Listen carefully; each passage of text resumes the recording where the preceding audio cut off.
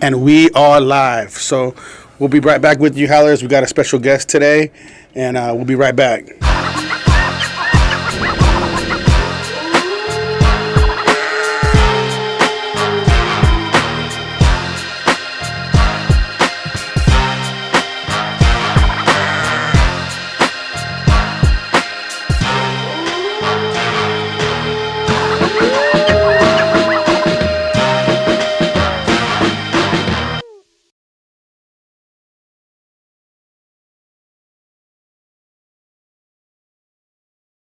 Over Baz. I'm Ronnie Adams. And now I'm Jacob Costas, and we got a special guest. And this episode is called Lahaina Strong. So we got a very special guest today. We wanted to, she flew all the way from Hawaii, from Lahaina. So we're going to let her introduce herself to you guys. So go ahead. How you doing? Aloha, guys. My name is Danielle Cedar. Thank you so much for having me. This means a lot, so I can bring awareness to what's really been going on in Lahaina. Yeah, so I mean, we're gonna start out a little bit though. We want to talk about how we met, and she actually came on here to actually talk about her book. This is originally that's what she was coming on for, but we're switching it up because we'll explain a little bit why we're switching it up. Yeah, so you and I had talked about me coming on, and I called you a few weeks ago, freaking out. I lost my home. I lost my job. All of Lahaina, it's gone. And I was like, I just don't feel right talking about myself. I don't feel right promoting my book right now. I'm like, this just doesn't feel appropriate. And you would calm me down. You're like, well, why don't you still come and let's just talk about Lahaina and bring awareness. So I really appreciate that. Yeah, so no problem. So yeah, we wanted to kind of go over, we have a lot to go over today, but we want to break this down a little bit for you guys. So me and Danielle actually met in Greece. Well, on the way to Greece, we went to Europe. How long ago was this? That was the first week of May. So yeah, I had just published my book, and my release date was actually your birthday, which we found out. And so 10 days after my book came out, we're sitting together on a plane for 10, 11 hours. Yeah. So we had a lot to talk about. Yeah. And got to talk about the book and podcast. And then us and your friends, we all met up in Mykonos, which was a blast. And, you know, we're friends for life. We're stuck together now. Yeah. That's what's up. Yeah.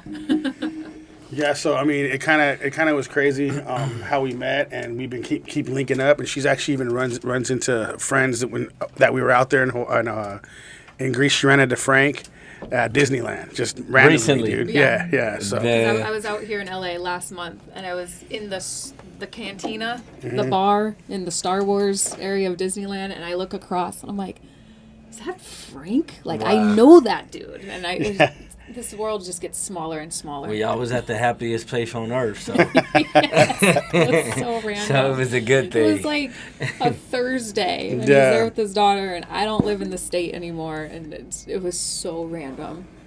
just wanted to check. Okay, so we're good on signal because okay. Just wanted to make sure.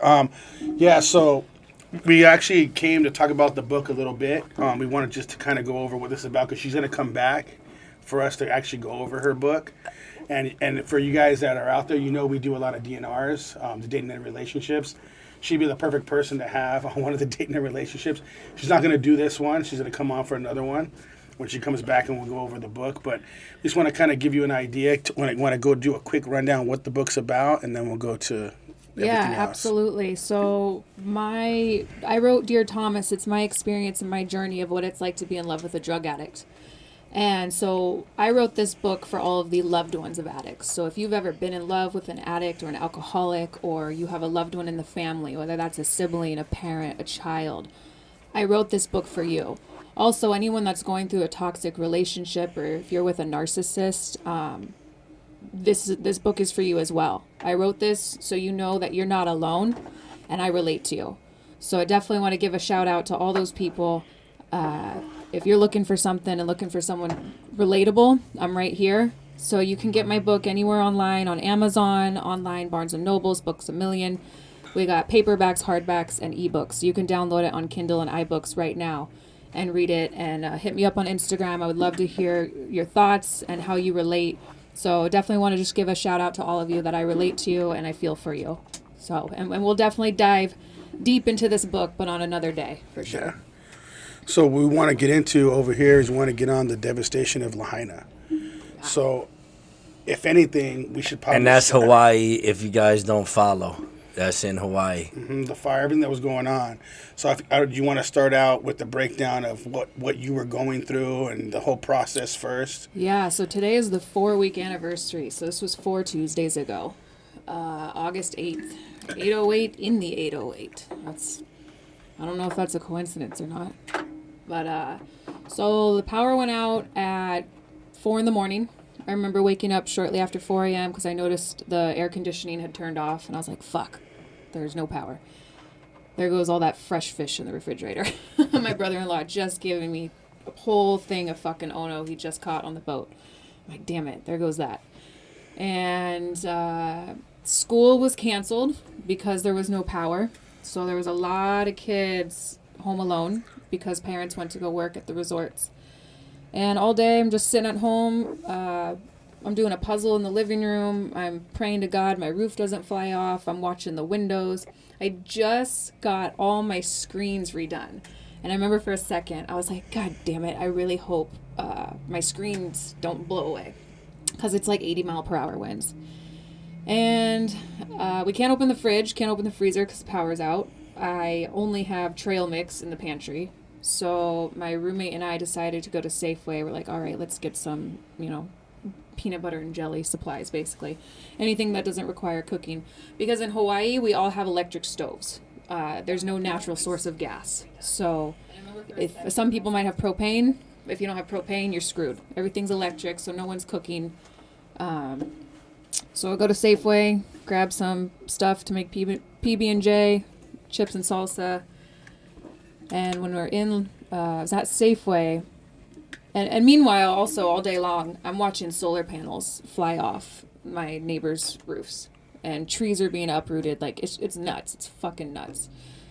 And so I go to Safeway, and with 2 of my roommates, and 2 of us get out of the grocery store, but the other one got stuck in a different line that was taking forever, because also there's no internet, so everyone's got to pay with cash. No one carries cash around anymore. And while I'm in the parking lot, I saw this tree fall and crush 3 cars right in front of us. And then I'm still waiting. I'm calling my roommate who's still stuck in Safeway. I'm like, God, are you at the front of the line yet? She's like, I'm almost there. So I'm waiting for a while. And then all of a sudden, I'm like, shit, I smell smoke. And I turn around and like 4 telephone poles had fallen down. And they're blocking the highway. And I can see smoke at the top of Lahaina Luna. And I get home. So this is 3 o'clock. So trees fallen, telephone poles are down, and the smoke is starting. I can smell it. There's a fire at the top of Lahaina Luna at like 3 o'clock. And then we go home, and I'm home at 3:30. And, oh yeah, so see this video. All that black smoke. So this video is taken from my bedroom window. And what I believe that I'm looking at the time is to the far right is the top of the hill. And I know there's structures on fire. But all this black smoke, it's just blowing in the direction of the wind. Knowing what I know now, all of that is on fire. That's not just smoke blowing all the way from the right. All of that is on fire in real time. Wow. And I'm watching this for 3 hours. So at that point though, you feel like you're okay, you're safe, you can just chill. Yeah, I'm fine. Like I can see the flames. The wind is going in that direction. It's not coming towards me. And also no one's telling me to go anywhere. Yeah, and that's the crazy part. Yeah. You got all that on fire right there, Yeah. and nobody's saying anything to you. No. So Okay. I'm like, all right, I'm chilling. I'm home. I'm staying safe. I was getting pissed off earlier in the day watching my neighbors just walking around. They're walking their dogs. I'm like, what are you guys doing? Like, there's solar panels flying off roofs. Like, you're going to get hit in the head. And so I'm just staying safe inside my house, praying to God the roof doesn't fly off, and watching this fire for hours. And I'm watching it from, yeah, there's my neighbor's solar panel, and that's just one that went away. And you can just see how strong the wind is. How too. high did they say the winds were at? They were like 80 miles an hour. 80 miles an hour. And I would go outside every now and then to like grab a chair that was, blowing off my lanai. I'm like, oh shit, let me grab the furniture or whatever. And when I was outside, the wind was hot.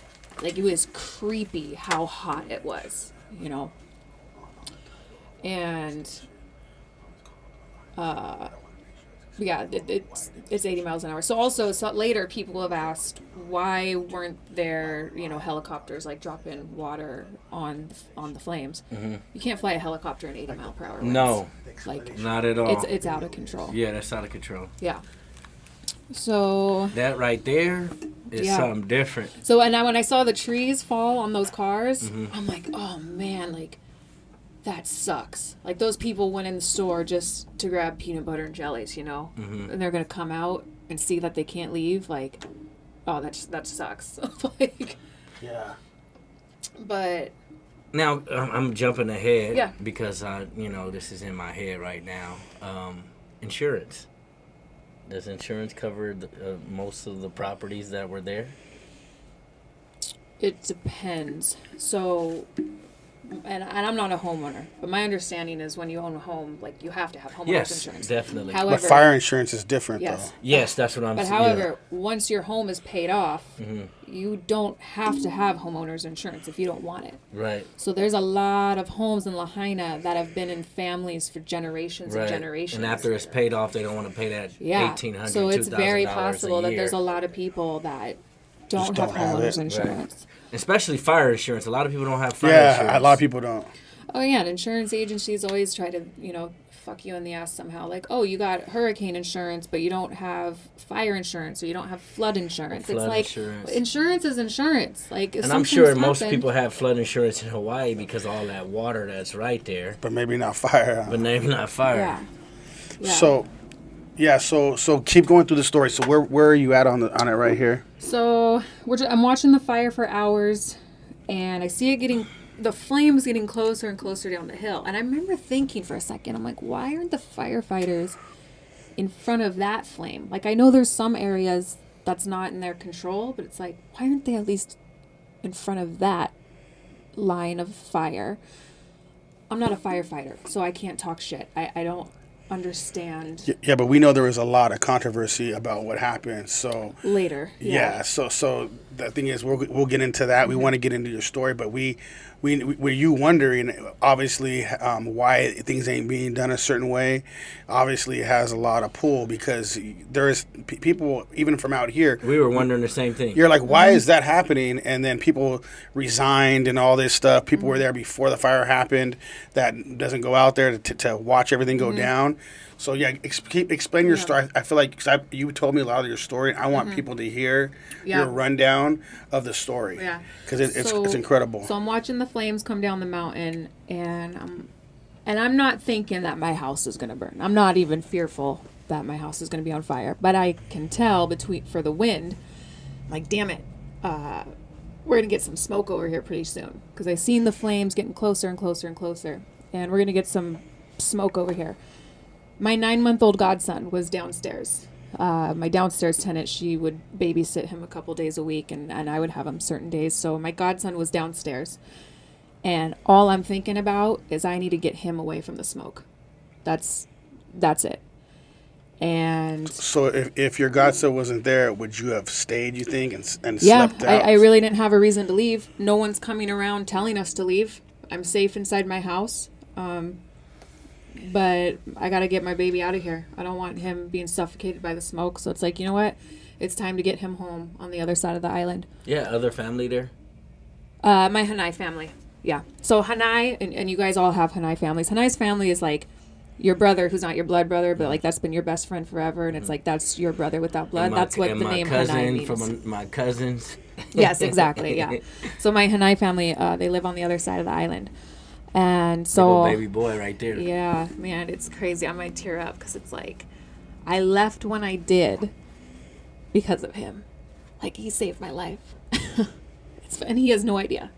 Like, we'll talk about that another day, when he's old enough to understand. But it's like, yeah, my baby, he saved my life. Because even me, when we were talking about this, I know that I probably wouldn't have left. If I had my kids with me, I would have, because of the smoke, I'd have been like, hey, we got to leave. But it would take a long time. I would have been like, no, we're going to wait this out a little bit. You know what I mean? And so, but if I had my kids, I'm like, oh, I got to leave the smoke and all that stuff just to make sure. But most people would have stayed. Right. And you, just like you told us, you're like, you would have stayed. Yeah, well, there was a fire in 2018 from Hurricane Lane, and I woke up at 2 o'clock in the morning then to the smell of smoke. And 20 minutes later, cops were at my door telling us to leave. See, why did this happen? Yeah, I'm like, clearly I'm fine. I can see the smoke going in that direction. If I have to leave, someone's going to come here and tell me to leave. Yeah. And so where were they taking people? Where were they leaving to? No, nobody was leaving. Nobody knew about any of this. No one knew. If they left, it was on their own accord. Yeah. The power was out. Like, people are at home taking naps. And no one knows what's going on because no one's coming around. Explain to him, though, that there was kids home because school power was out, so explain that. Yeah, the power was out, so school is canceled. So kids are home alone. Parents are at work at the resorts. Adults don't know to evacuate. Because nobody's telling them. So kids don't know to evacuate. They just think the fire is too far. Well, it was just happening so fast, and if people are inside and their windows are closed, nobody's no alarms going off. No sirens going off telling people to get out. And everybody's just sticking to themselves. But They're the kids are home by themselves. How many kids are missing? Still? Over 104 kids are missing. Wow. That were in their over homes. 104 kids home from school were burned alive in their homes, and. There's still, and we'll get morbid. We're not going to hold anything back. But there's some bodies that will never be found because there are no bodies, because they're fully cremated on site. And any parents out there listening, please, you have got to have a conversation with your kids. Like, people need to have evacuation plans. Like, if your kids are home alone and they think something isn't right, whether that's a fire, I don't know. If kids feel like something's not right, you need to tell them to just get the fuck out. Like, fuck your Nintendo. Open the door so the dogs can go in whatever direction they want. But kids got to get out. And this is a conversation that families need to have at the dinner table. And this isn't a one-time conversation. This is a quarterly conversation. Okay, if this neighborhood's on fire, you kids got to run to this grocery store and I'll meet you there. You need to hear this story, Ronnie. Like, I want you to finish and then we're going to get into stuff, because the thing is... I'm just wondering why cell phones ain't cracking. Cell phones aren't working. No, dude, it's even worse. They can't even call their kids to tell their kids to leave. They can't even call them. Wow. The kids are home alone by themselves. 12-year-olds with 10-year-olds. All these kids that are in elementary school. Yeah. So this is getting crazy, but I want her to tell the story because we're going to get into that. Mm-hmm. Yeah. Because that's crazy. Like, imagine the government isn't telling you to leave. They're not telling you to go anywhere. Who can protect you then? It takes the parents and the children to actually have conversations to be able to protect each other now. Mm-hmm. Yeah. So if you think that something's going on, there's some like real controversy going on, now you got to make sure you're protecting your family from the government itself. So it gets real crazy. But I want you to go through your experience, your story on this, because they need to hear this. Yeah. Then we're going to get into some real... So I finally made the decision to leave. But again, I was only leaving to get away from the smoke. Genuinely thinking I'm going to go home tomorrow. So I didn't grab anything. It's like I half-ass evacuated just because I knew I'm leaving, so I should grab something. So I grabbed my clothes hamper because it was full. And this is for anyone. If anyone ever has to run out of their house and you got 2 fucking seconds, a woman told me that she said, grab your clothes hamper. Because it's more than likely to have all your favorite clothes in there anyways. And so I grabbed my clothes hamper, my computer, and my cat. And then, of course, my godson. And that was it. I fucking forgot my safe with all my documents. All that shit's replaceable, but it's a pain in the ass. But that was it. And again, because I genuinely thought I would go home the next day. I was solely leaving to get my baby away from the smoke. That was it. And I left at 6:10. And I started watching that fire from my house at 3:30. So for 3 hours, I'm watching this. And no one's coming by to tell us to leave. and I got out of there, and that's pretty much my day as far as waking up at 4 a.m., no power, sitting at home, just being safe in the living room, putting together a puzzle. There's nothing else to do. And then just getting my godson out of there. And I don't know if you want to go too deep into this because we were talking about this before, but you had a roommate and she still has not been found. yeah, my roommate is missing. And let's be real, it's been 28 days. We can say forever that she's missing. And, you know, am I ever going to get closure? I don't know.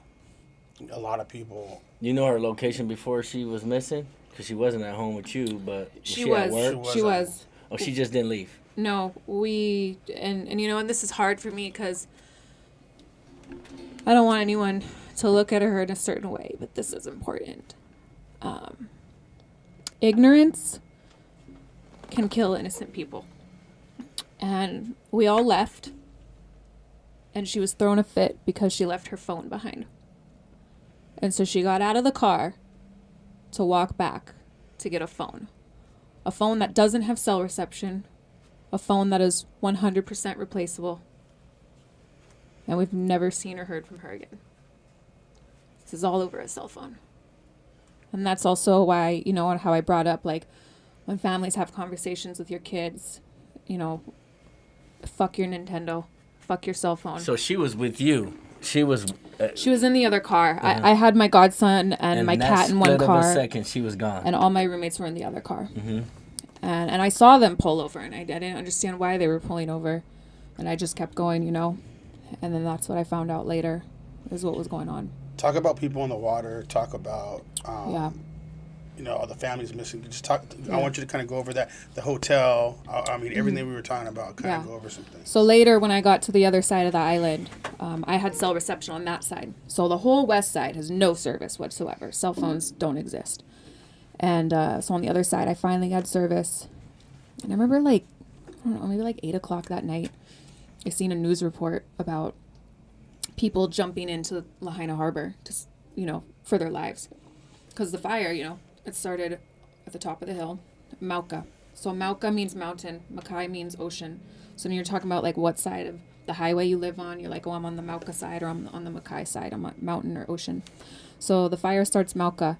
So the only direction to go is Makai. And so once you hit the ocean, that's the only place you have to go. So hundreds and hundreds of people are jumping into the ocean. The water's boiling.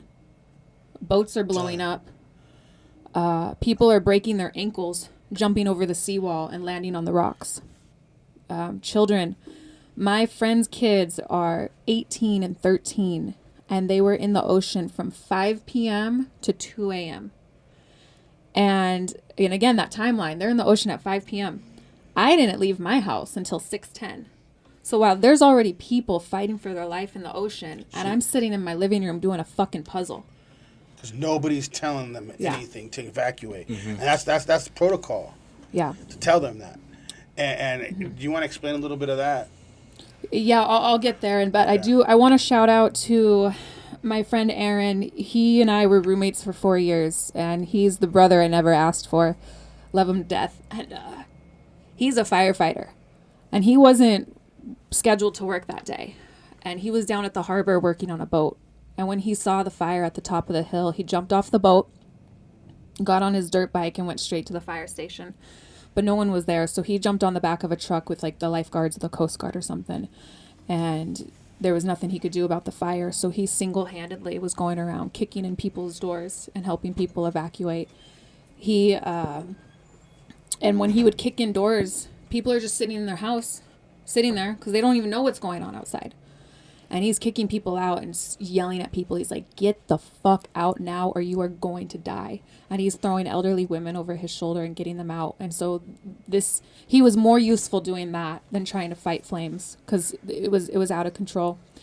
And later he gets down to Front Street and he's literally walking through flames. And he has no idea that there's people in the water till he gets to the seawall. And people are handing him their babies. And he's carrying people who had broken their ankles from landing on the rocks.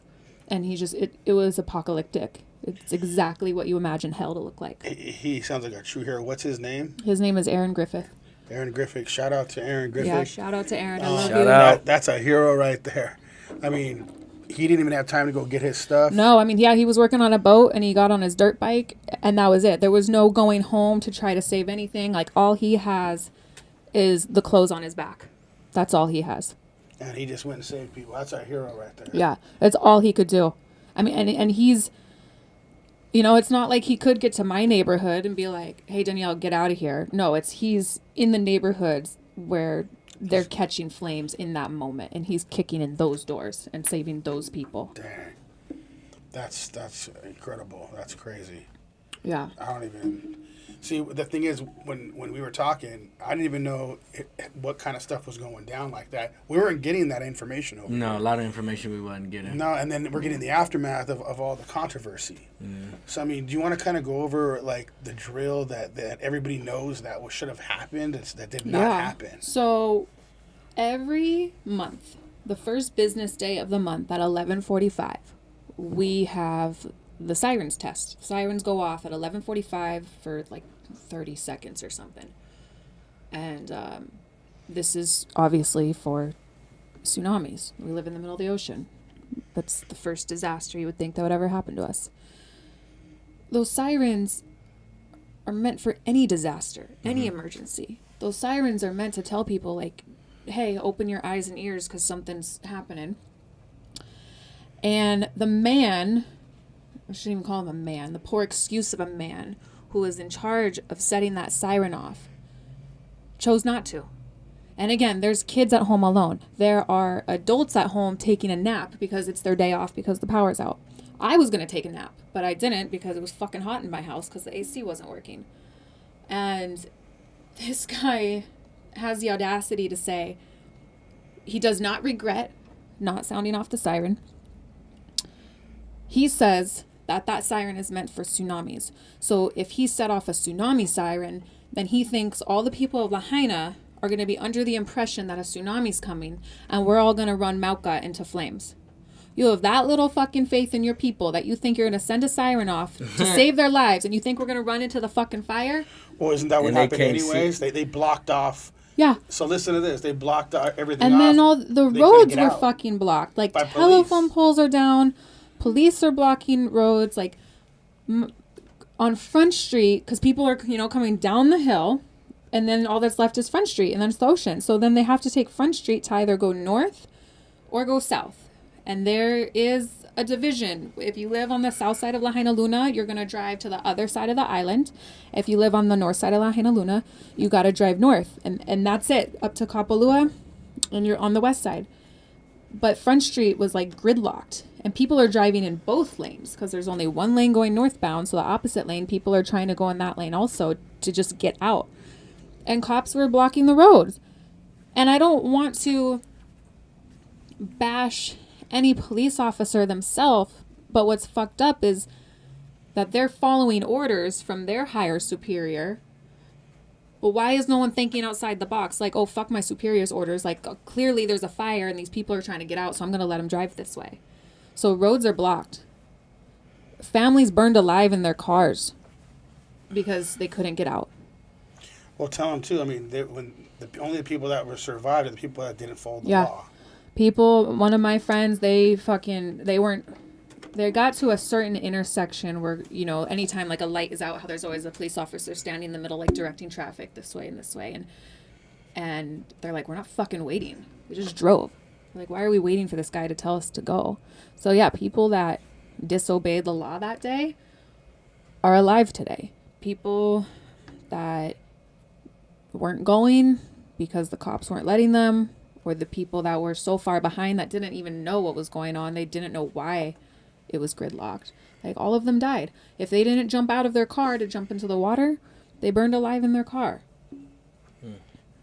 It's fucking insane. It's insane.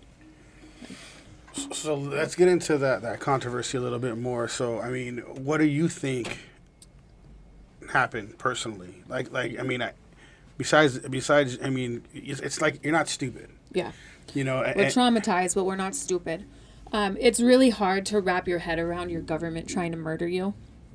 And I got away. There's... And I didn't know this until all this happened, but there's like this bullshit talk about a satellite city, that Lahaina is going to be the first satellite city. Okay, when someone says satellite city, I think New York, I think San Francisco, Seattle, fucking Denver, Dallas, Austin. I think all these big major cities. I don't think of Lahaina. And my God, if you really want to put a satellite city in Hawaii, Larry Ellison owns the island of Lanai. He has plenty of land to build this satellite city. And would the locals fight that? Abso-fucking-lutely. But you don't need to wipe out an entire historic town and murder a bunch of people to get your way to build a satellite city. Did you hear about this at all? They're trying to build the first AI city right there. Yes, I heard a few things, but... And Lahaina's not the place. That's so inappropriate. Like, Lahaina Luna High School is the oldest high school west of the Mississippi. You don't annihilate a historic town to then be the experiment of a satellite city.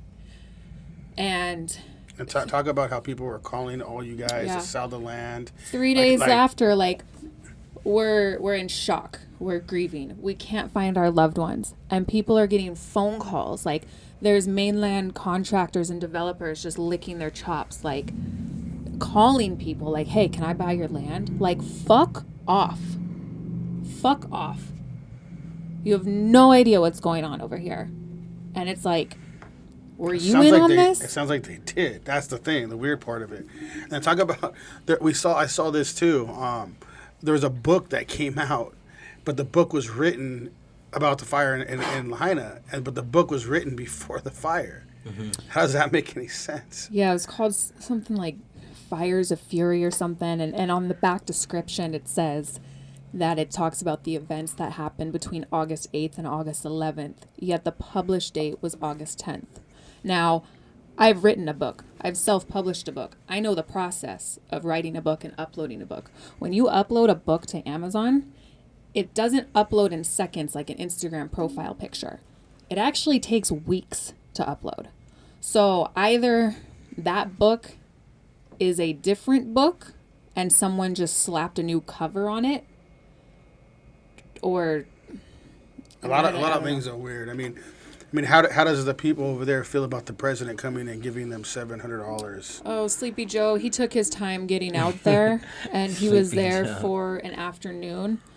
I want to shout out to this girl. Her Instagram is Miss Courtney with 3 Y's and an underscore at the end. She's a local Lahaina girl. I love all of the stories she's posting, but she took the opportunity to talk to the president.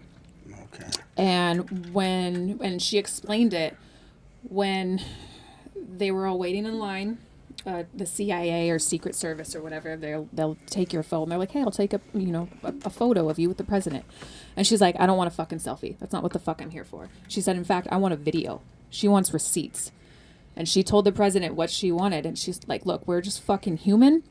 And if you have the power to do something, keep your fucking word. And the people of Lahaina, we want to build Lahaina in our time and our way. Let us do that. Don't, undermine us or go around us or be sneaky and conniving. Let us grieve, and then we will build Lahaina the way we want to, when we want to. And so she has a video of that. She has that fucking receipt. She's like, I don't want a fucking selfie. I don't give a shit about taking a picture with the president, but I'm going to take this opportunity to let him know I'm a person, and this is my town, and this is what our wishes are. And only time will tell what will come of that. I wanted to kind of get into what you were saying about, I guess a lot of mainlanders own a lot of the Airbnbs out there. Mm-hmm. What's going on with that situation? So let's talk about tourism, because there's a lot of mixed feelings.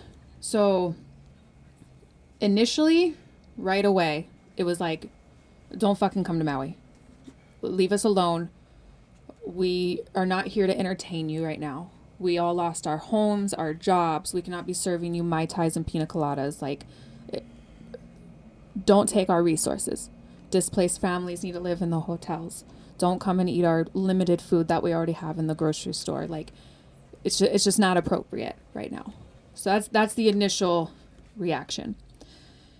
You know, the other side of the island, South Maui, the North End, Hana, all that, you know, they still have their homes. There's still businesses, and they're like, wait, but no, we do need tourism for our economy to survive.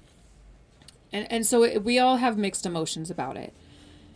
And the thing is, if anyone is going to come and visit Maui, go to South Maui, go to Hana, but spend your money and stay in the hotels.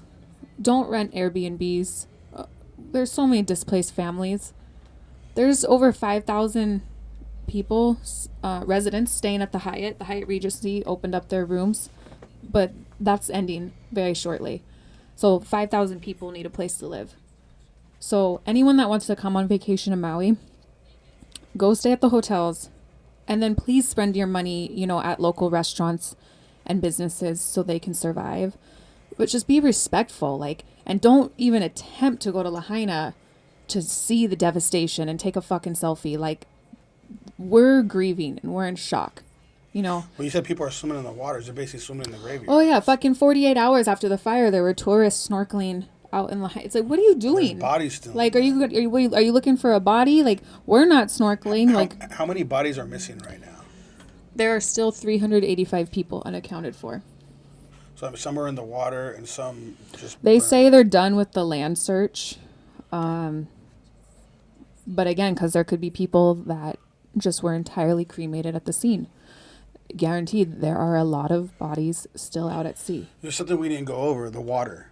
There was no fire hydrants. Yeah, there was no water in the fire hydrants. From what I had heard, you know, I don't need any fact checkers coming at me. Like, this, just go with a grain of salt. But from what I heard, there was no water in the fire hydrants. There was even a news article about firefighters trying to basically fight without any bullets, you know, because they had no water. And I had heard someone make a comment that what little water there was, it was too sacred of a resource to use. So you're saying that the water is too sacred to put out a fire, but it's not sacred enough to keep the golf courses green and the swimming pools at the hotels full of water. That's crazy. Its priorities. So they weren't even so using the fire hydrants to try to put out the there. water. There was no water in the fire hydrants. That's crazy. That doesn't make none of this makes any sense. It's like it just gets weirder and weirder. Yeah. So then people ask, well, like, oh, well, then why weren't there helicopters taking water from the swimming pools at the hotels? It was 80-mile-per-hour winds. You can't fly a helicopter in that. Yeah. It's an absolute shit show. And if the way the fire started wasn't an attack, the way it was handled feels like an attack. It's utterly pathetic and irresponsible. It's absolutely heartbreaking. It's absolutely heartbreaking. None of this needed to happen. Those children did not need to die. Families did not need to burn alive in their cars. Like, it's just, all of it is so fucked up. It's a lot. It's a lot. And so, you know, back to the tourism with people visiting. I saw on Facebook about a week ago, there's a displaced family of 4. They are currently staying in a home in Kihei on the south side, trying to get their kids into school on the south side since their kids' schools burned down. And they're getting kicked out at the end of the month because visitors are going to be staying in that house. Like, people on the mainland who own vacation homes in Maui, what are you doing? How do you go to sleep at night knowing there are displaced families when you're renting out your homes to visitors? Like, visitors need to stay at the hotels.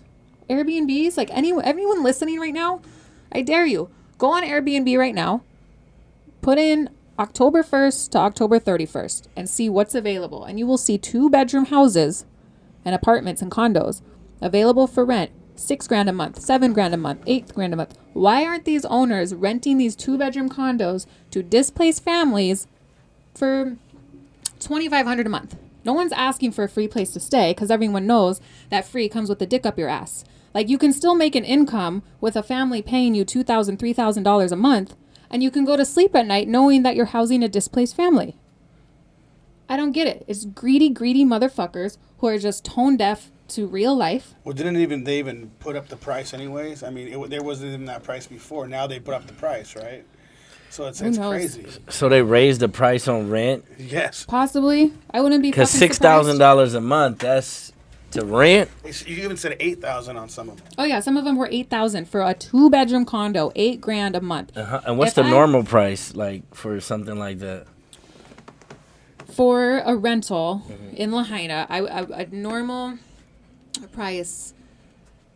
I mean, $4,000 isn't unheard of. That's what I was thinking, $4,000. You said unheard of, but that's still steep. Yeah, it's still steep. So it's like California between 2,500. But now it's 6 to 8 grand. Yeah. Right. Now it's That's 6 to cold, 8,000. dude. That's Right. cold blooded. Like, Yeah. what are these people I just thinking? wanted them to see how far it jumped. Yeah. You know what I mean? Because Yeah. if it's normal like us, like California, Yeah. 2,500 to 4,000. Yeah. You know, for a Yeah, I mean, Lahaina's four- rent is similar to I mean, California. you would even think that they would bring the price down, like just to be. I mean, like 1,500. You know what I'm saying? Like you would think they would bring it down just for these families to have some place to stay. But these people that are not making any money. But they don't care. It's like people are ruthless, and that's what we were talking about. Like I feel like you got to take care of your own family. It's like you can't expect like people to even care. It's crazy because I mean I don't understand it. First of all, we didn't even get this message what was going on. The only reason I knew about this, I had people hitting me up like a week later, say, "Hey, see what happened in Hawaii?" And I'm like, "Yeah." The only reason I knew is because of the stuff that you were posting, and then you hit me up and we were talking, and I was like, "What the heck is going on there?" I mean, it just gets crazy. I mean, we're talking about the government not helping you, telling you to evacuate. I mean, I feel like people really need to bring awareness to their Yeah, families. I mean, I called- followed it, and it was very vague from, Yeah. what I followed, because, I always watch, news and politics and everything I like called that. my grandpa on like day 3 or 4. I said, "Grandpa, I'm like, no one's here. No one's here helping us. There's no FEMA. There's no Red Cross." And he's like, "What about the fucking military? There's so many military bases on Yeah, for Oahu, which is a sure. 20-minute flight from Maui. Like, you got to understand." So, I mean, well, tell people where you're staying right now, like where you went after that, because they haven't heard yet. Yeah. Shadi, do you have the photo of the map of Lahaina? Or of Maui, for that matter? Yeah, shout out to Diamond Studios. Diamond Studios, always in effect. Yep, always killing it right here. We got Shotty, killing it always. Yeah, I want you to show some where she. I want to give people an idea of the different... You do have it up? Okay. Okay, so they can see it though. So, is it the one where like Lahaina's circled? Yeah, where your home is circled. Yeah. Yeah, so Lahaina's, and there's an arrow. I have I drew a little red line. Okay. So if anyone's looking at a map of Maui and Lahaina, I said earlier, if you're on the south side of Lahaina Luna Road, you drove south to Wailuku, Kahului, Makawao, Kihei. And there's the fucking loop of what my neighborhood looks like now. Anyway, so I drove to Wailuku, to my Hanai sister's house. And over there, it's fucking weird because life is still normal. Like, everyone still has their houses. Everyone still has their jobs. There's cell reception. Like, life is normal. Those that were north of Lahaina Luna were stuck on the west side. No power for weeks. No cell reception. So there's people stuck over there that people we believe are missing, but we're like, no, they're probably still alive. We just can't get a hold of them because no one has cell reception, no power, no access to get in and out. And those people, because their phones weren't working, there was a lot of those people there that still had no fucking idea what had happened just 10 minutes south of them. Also, it was like even almost being them in the mainland, like they had no clue what was happening. No fucking clue. And then, so the people that were displaced... How do you not have a I don't clue? understand either. How do you not have a clue where you're at? I'm going gonna see a fire be on the news in or damn something. near Yeah. Victorville. Yeah, but you can still see on the news something. Yeah. When they would be showing something. Something. So why? Because they would probably go to try to help, Right. but they can't do anything But because all they're those stuck. people trapped. Yeah, they have no TV, no phones, nothing's working. And there's people displaced and they're camping on the beaches. So I'm on the other side of the island, for a couple days. And my sister works for a boat company. And so we went to Ma'alaya Harbor to load up the boats with like toilet paper, pizzas from Costco, essentials. And because the roads, they weren't letting anyone drive in. So we're like, okay, let's get everything on a boat. So boats are going from Ma'alaya all the way to Lahaina. And the boats are getting there, and the fucking Coast Guard isn't letting them come in. So pro What is surfers that like about? So pro surfers like Kai Lenny, everyone go follow him on Instagram. He's posting awesome videos, with a lot of information. Using his connections, and all the pro surfers are all getting their jet skis. So then they're meeting the boats and unloading the supplies from the boats onto the jet skis now to What get the them to the people on the boats. Oh yeah. And what's But the excuse? What's the excuse that they're not allowing them to go drop that stuff off? There is none. Ask them. Ask them. What is their excuse? Yeah. Like, I mean, how do you let this happen? And then why? Why not And allowing? it's like, if you're not bringing organizations to come in and help, like, we know how to help our people. That's the spirit of Aloha, is we take care of our own. We're not going to fucking wait for anyone. By the time FEMA showed up, we already had mini fucking Costco's all over the west side that were brought in by fucking jet skis. Like, Local Costco's, they was bringing their own stuff in. Oh, like, yeah. Here y'all go. We gonna take care of our own like city. the government's going to stop us. We're going to find a way around. And do you see this though? Like to the people of Lahaina, like we didn't know really what was going on. I knew because of her, but even this is the first time you're really hearing a lot of this, huh, Ronnie? Yeah, yeah. So I mean, a lot of people didn't know what was going on. I was explaining to a lot of my family what was going on over there, but I mean, we did not know what was going on. You guys are going through all of this, and a lot of the mainlanders don't even know what is happening. I mean, it's even gets further where a lot of the people on your own island didn't even know what was happening on the other side. That's crazy to me. Yeah. That makes no sense. Why is there no coverage of this, or why is it not being displayed for people to see this stuff, what's going on? The only thing we get is from like Instagram and things like that, and we get a lot of the controversy of it, but it didn't show how crazy it really was until later on. Now we're starting to see TikTok, Instagram, things like that, but it ain't being covered by the media. It wasn't being covered for split seconds. I mean, not seconds, a few minutes. Yeah. It wasn't like, and I don't know what else was going on around this fire time, but, normally when it's a disaster, like a big disaster, hurricanes, tsunamis, big fires, even California, they follow it for hours. Yeah, like sometimes. it's on the news 24/7. Yes. I mean, we have fires out here, and we know if they're big or not because, I mean, even if they're a big fire, but nothing's crazy going on with the people. Like it'll just cover it for a little bit, and that's what it seemed like, huh? Right. Yeah, It because was you just- have nothing was happening media to the no matter people. what. Yeah. They're going to get their media through. You know what I mean? Somehow, doesn't make- some way, See, it's like somebody gonna fly in and post up CNN or Fox or somebody gonna post up so we can see what's going on. And it was like at this moment, at this time when we were trying to follow this, it was very vague, and it was just a few minutes of a update or a recap or something like this is how many bodies are still missing, but not like talking to locals. No, yeah, You know what I mean? Like, why we didn't get to see, their experience nationally or locally. See their experience nationally from the local, Yeah. so we can understand What's happening. and what they're going through or what's not being said that we will like to hear. I feel like people are just like government's just covering things up so not everybody can see what's really going on. And then we hear about this AI city trying to be built there. And none of this makes any sense. But we didn't really know what you guys were going through. Yeah. Because they feel like it was an attack. A lot of your peers, a just lot of your so- friends feel like it was an attack. Yeah, and all of that, it all comes out bit by bit because at first you're just in fucking shock. Like, I remember the next morning, I still didn't know if I had a house or not. And someone started posting satellite photos, and my brother-in-law is scrolling through, and I was like, stop. I was like, that's my fucking street. And I zoomed in, and that's when I got the confirmation. I was like, holy fuck, like, my fucking house is gone. Yeah, and she texted Everything's me. gone. I lost texted me. everything. And, so what is it like the first few days? Like, you're in shock. I didn't brush my teeth for 3 days. I didn't have a fucking toothbrush. I didn't have a phone charger. I had nothing. And then, so this is all on Tuesday the 8th.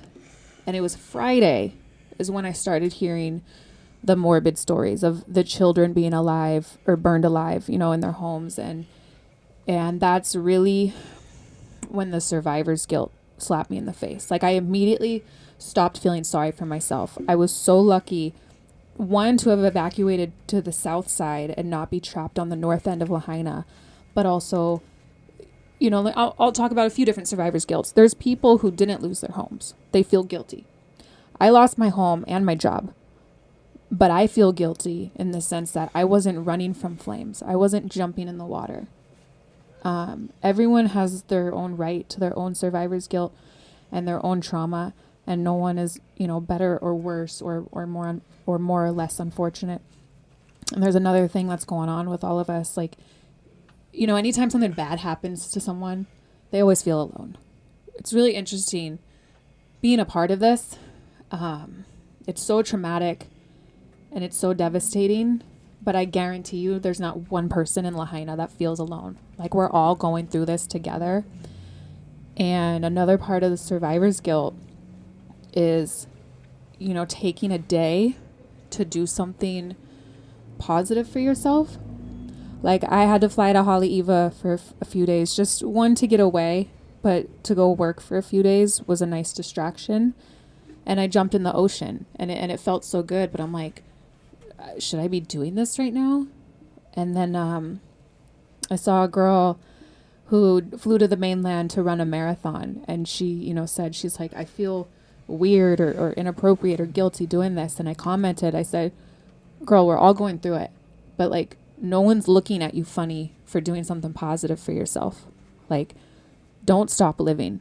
And there was in that first week, my Hanai sister had brought us over massage therapists. They were giving free massages. And I was like, I don't know if I should be doing this because there's like missing people. But I remember laying on that massage table, and it was the first time in a week where I actually took a deep breath. And it's not a cliche when you gotta take care of yourself so then you can go help other people. So everyone out there, it's like, if you're taking a day just to do something nice for yourself, no one's thinking of you poorly. And if they are, fuck them. They have no idea what the fuck we're going through then.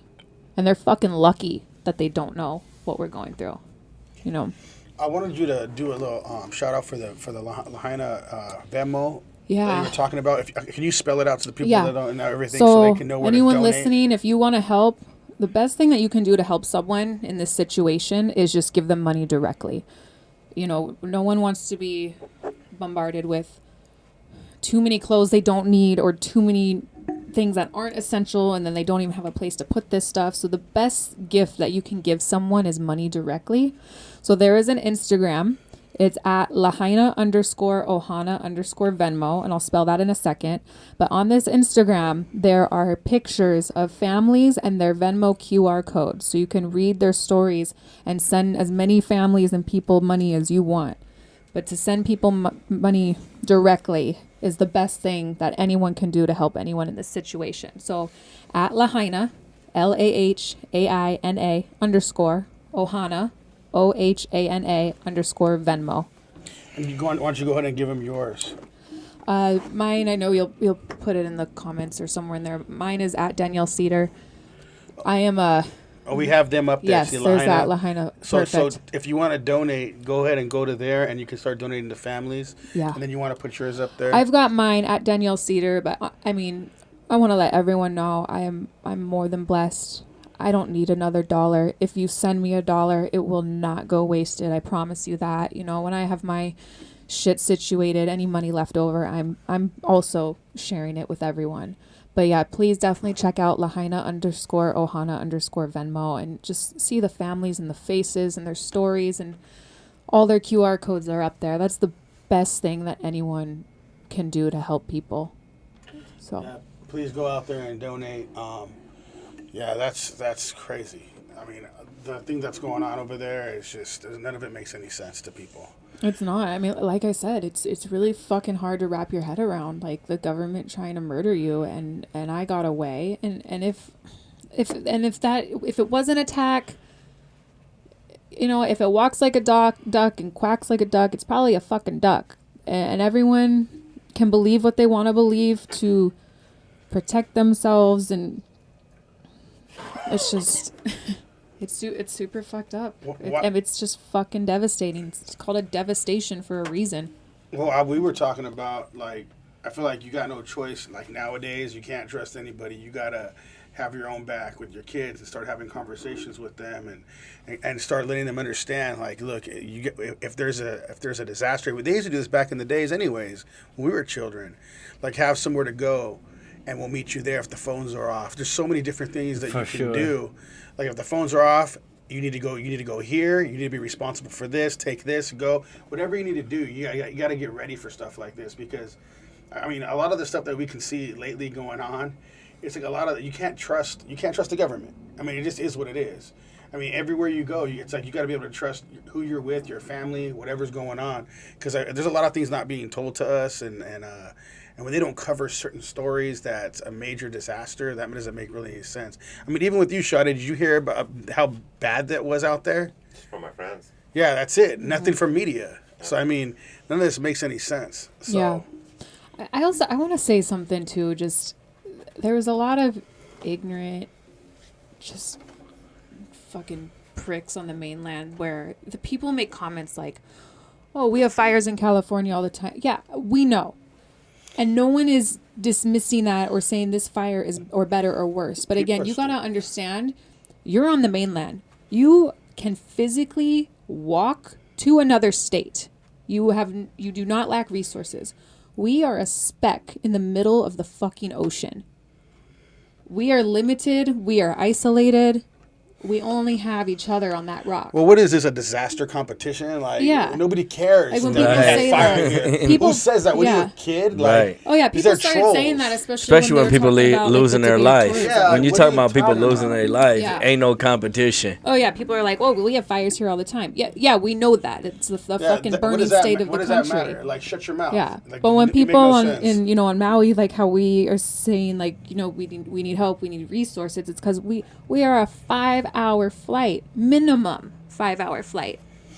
You just gotta ignore the trolls because nobody cares what they have to say anyways. They're probably just Yeah, some weirdo. those behind a are the computer. fucking trolls Yeah. that we don't want coming to visit.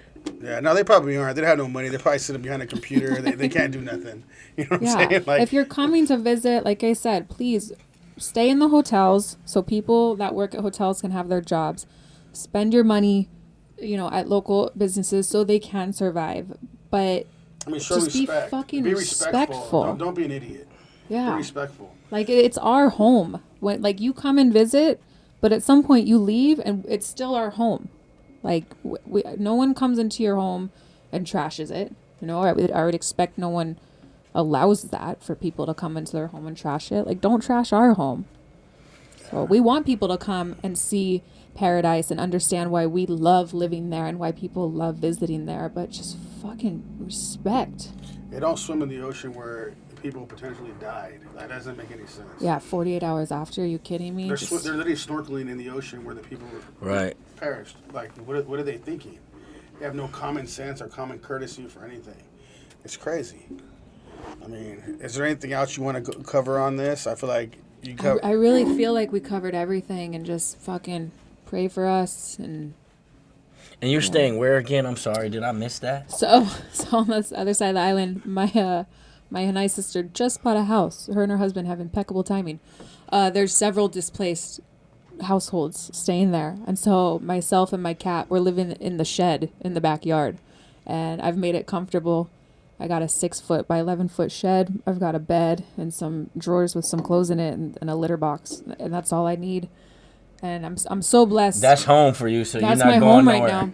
That's why That's get my home right now. get on her Venmo and donate. People, Yeah. whoever's watching, donate. There was a day where I couldn't help but cry. Like, I'm so fucking grateful for the roof over my head, and I'm so lucky to be alive. But man, there was one day where I was like, I just want to go home. Like, I want to sleep in my bed, That's right. in my room, in my house. But I'm sorry it this doesn't happened to exist you. anymore. And everyone else. A lot of people don't show sympathy until it happens to them or Yeah, someone close to them that they know. yeah, But ultimately, it's a disaster, and it uproots your life, and you got to figure it out all over again. yeah. And we will rebuild, and Lahaina's going to be so much stronger, but it's going to be a long fucking road. This isn't we're not recovering overnight. So let's go over this, Danielle, personally. Where do you go from here? So- Do you have a goal? Do you have a plan right now? Like, where do you go personally Yeah. from here? So my Hanai family who owns the home, we're gonna rebuild, but again, it's gonna be years. I work at Pakaloa. It's the best bikini shop on Front Street. Like it's famous. We make handmade Brazilian bikinis built for the barrel. Everyone loves Pakaloa. Pakaloa means raindrops of love or let love rain.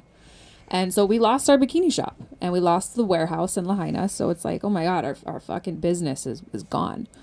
But we are very blessed that we still have a shop in Haleiwa on the north shore of Oahu. And so we still have that shop, and online orders is limited to that inventory. So until Lahaina is rebuilt, I am going to be relocating to Haleiwa for a couple years. I'm going to be living there, continue working at the bikini shop there, and just have a change of scenery. Can you order online? Yes, you can order online. Why don't you write?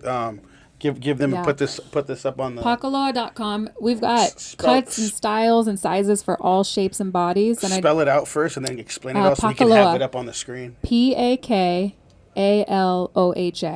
Pakaloa bikinis. Follow us on Instagram, pakaloa.com. And what we're doing right now too is every bikini that is purchased is a bikini that we're gifting to fire victims. So anytime someone buys a bikini, Pakaloa is going to gift another bikini to the fire victims that lost all their stuff. This is the first time in my life I never owned a bikini because they all burned. So that's what I'm going to be doing the next couple years is I'll be relocated on Oahu until we rebuild Lahaina. So but right now it's just one day at a time. And How are you getting through this personally, like on a personal level? Like making money and surviving. Like, But even mentally, I mean, Yeah. your mental has to be on a different level of other people's right now. So the house that I'm staying in, there's 9 of us now. We're like the modern day Brady Bunch. And so there's some days where I have high highs, and I definitely owe that to everyone that I'm living with right now. Like Definitely. we're just each other's support system Sure. because half of us in that house all lost our homes. And it's like that's we're A family bonded bonding for now. life. Yes. Yeah. And so I'm Marcia in the family. we got a Brady Bunch photo. We labeled who's who. It's pretty funny. And we play the Brady Bunch theme song at dinner every night. And man, that's another thing I noticed where I've never been someone where I sit down. I'm like, oh my God, I'm so grateful for this food on the plate in front of me. But ever since this fire, when I sit down at that dinner table, I'm like, I'm so fucking grateful for this moment right here, right now.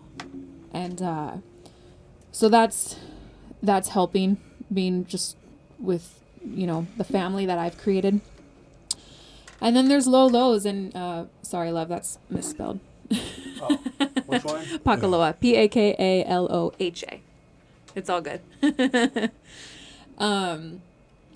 But yeah, then I have lows, and as time goes on, I'll go a few more days throughout the week without crying, and then all of a sudden I'll have a fucking breakdown out of nowhere, and we're all going through that. I mean, I remember actually it was day 2 or 3.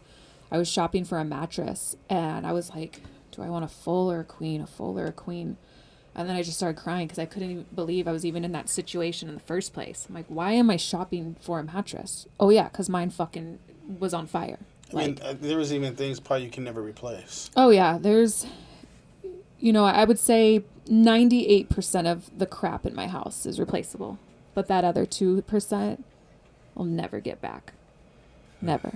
I mean, you lost everything. I mean, imagine. Everything. That's what our viewers are just imagine, losing everything, things that you cannot replace. Yeah. I mean, and that's just that's not even the worst of it. I mean, people lost their lives, their families, people are still missing. Mm-hmm. So, I mean, it gets way worse. Yeah. Oh, and I was beating myself up those first few days because remember, I was watching the fire for 3 hours. I could have packed up my whole fucking house. I had the time, but I didn't know. And so I was beating myself up on that for a few days until I started hearing the morbid stories of the children, dying and people drowning in the water and fucking boiling water and all that shit. That's and I was crazy. Like, the and water once I heard boiling. that, I said, I don't feel sorry for myself. I don't give a shit that I didn't take anything. Like the fact that I grabbed my hamper full of clothes, I had a week's supply of clothes. There are people that ran out with just the clothes on their back. Like that alone, I already had so much more than other people. I'm like, I don't fucking feel sorry for myself at all. I still have a right to my own trauma and my own, grieving, but I don't feel sorry for myself. Like, I'm so fucking lucky that I got out when I did. Man, I couldn't imagine, because I know how, I can't say I know how you feel, but I could imagine how you feel just losing, even just your valuables, even your home, just things like that, but still have your life. Me, like, I would be, my brain would be going 100 miles an hour all the time, just remembering what was lost. You can't, it's like, that's not an overnight thing, and people say, oh, you can get it back, you can, we know we can, but at the same time, like, it tears your mental up, like gaining all that stuff that took years to develop. Yes, there you go. Like people know that listen to our podcast, what we came from, and having to build ourselves up took a lot of work. And when you lose everything, it's whoa. And it's all just stuff. But the thing is that it was taken without my consent. Right. Like, I didn't choose to get rid of that. And there's controversy behind it. So I mean, you're like, this couldn't have not even happened. Like, what is going on over here? Right. Was my stuff taken out of some bullshit? You know what I mean? Yeah. Like, what happened here? Yeah. So none of this makes any sense, and I think people need to start looking into this. I mean, a lot of the mainlanders need to start looking into this. I mean, I feel like news media needs to start covering this and figure out what happened. Like, why is this not being looked into further about what exactly happened? Yeah, and all of you interested in purchasing land, like, Lahaina is not for sale. Sit the fuck down and, like, leave us alone. Leave us alone. Yeah, they're not selling. Let us grieve. Do not be like, hey, can I buy your property? Fuck you. Just go to Instagram and donate. Yeah. Yes. Yeah. Go to Instagram and donate. Yeah, go to Instagram, donate, and just help out these families, people that can do that. Because this is crazy, man. Yeah. Well, I appreciate you guys having me here. You have a final thought? What's that? Final thought. You have a final thought? No, I think we covered everything, and just be kind. If you don't, Where can they buy the book from? Amazon. Yeah, online. Amazon. Yeah, and I look forward. One day I'm going to be back here, and we're going to dive deep into Definitely, this that's book. going to be fire. It will. I have a I lot promise to talk you. about when it comes That'll be another day, and drugs I look and forward to that addiction. day. Yeah, because that shit's real. That shit is real, and but this was this is much more important right now. And we're having another DNR tonight at 7:00. So you guys want to tune in for that. We definitely want to have her on one of the DNRs because, the kind of girls that we get on some of these DNRs. It's good to have a couple girls that are wholesome. But she's been through something and she's expressed it. She's been through something and she's expressed it through how many pages?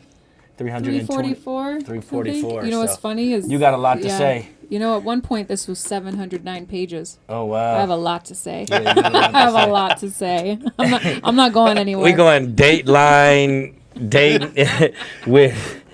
with you for hours. Yeah. Man. Well, imagine her with all the whole panel Right. going on. Man. We got to go 1-on-1. Yeah. From 9 o'clock to 1 o'clock with this one. Danielle after hours. Right. Yeah, let's do that. So, we want to thank you for coming on. How was your experience? Yeah, how was your experience? Oh, I loved it. I love doing this stuff. I love it. So I got my friend for life. I got my new friend for life. This is it. I love it. My new Ohana. So appreciate you guys. Well, I appreciate you coming on. Thank you for coming. Thank you. And sharing the story. That was powerful. And I hope people that are listening take this more serious to spread the word of this, of what we just heard. Sound like it's some answers that need to be, some questions that need to be answered. Yeah. So hopefully we would know what all this controversy is all about soon. And why did this happen? Like out of nowhere, we have a big flame of fire in Hawaii, and people got questions. Yeah. We'll close out. House over Baz. I'm Ronnie Adams. And I'm Jacob Casas, and we're out. We out.